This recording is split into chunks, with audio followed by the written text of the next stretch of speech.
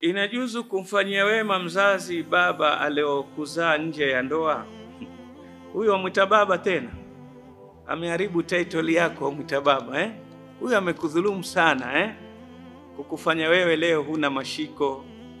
Watu wakizungumza nasaba yake, fulani binti fulani binti fulani, wewe ukianza tu fulani binti mama.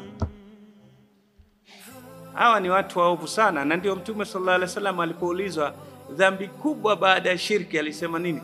Ni mtu kuweka mbegu yake kwenye sehemu ambayo si halali yake, kwa sababu utakuwa umemdhalilisha yule kiumbe.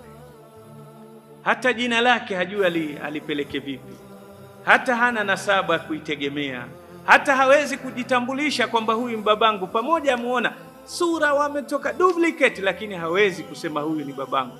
Ujue ni dhambi kubwa wewe utakapokubali kwenda kufanya tendo la zina. Na ndio utakuta tendo hili kwa kuwa mbaya. Matendo yote ya haramu yameanza na mwanamume, azani wa zaniyatu, ila tendo la zina limeanza na nani? Makatazo yake na mwanamke, azaniyatu wa zani, kuonekana kwamba ni mwanamke aliojitupa sana, aliojidhalilisha sana, kukubali yeye kwenda kujiweka mbele ya mwanamume na akamharibia heshima yake.